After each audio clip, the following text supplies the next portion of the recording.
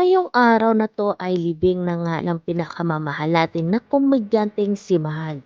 Dito nga ay ihahatid na siya sa kanyang huling hantungan.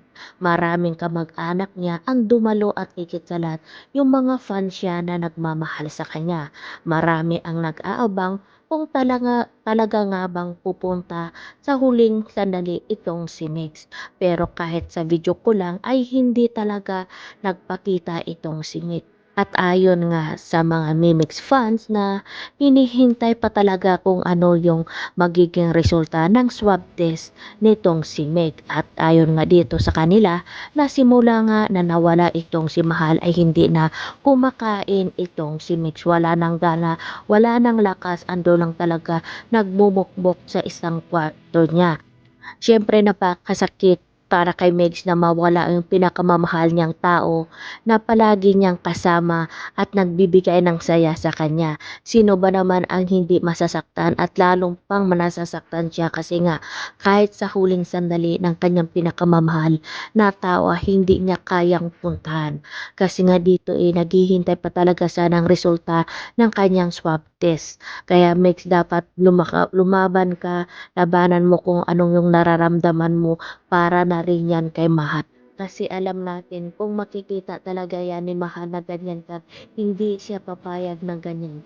Kita mo naman 'di ba kahit di mo siya pansinin nga sa inyong mga vlog, kahit na frank lang yung ginagawa niyo pero sobrang nasasaktan itong si Mahal at sobrang iyak ng iyak kasi nga alam niya at pinapakita niya sa'yo kung gaano nga kanya kamahal at importante sa kanya. Kaya lumaban ka, lakasan mo yung loob mo, labanan mo, manalangin ka lagi na magiging positive lang lagi yung araw-araw mo na pamumuhay at sana ay maging negative yung resulta ng swab test mo para na rin yan ipakita mo kay Mahal na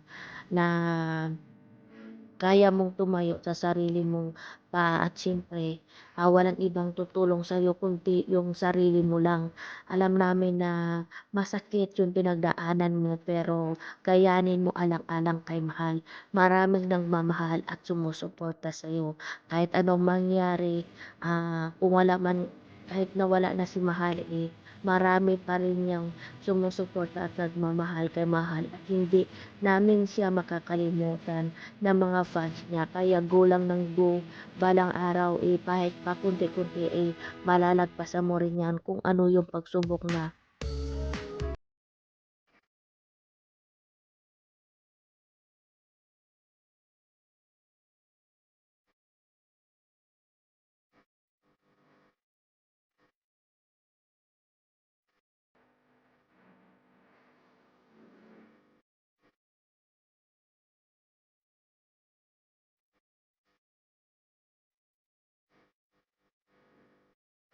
kung ano man yung pagsubok na nangyari.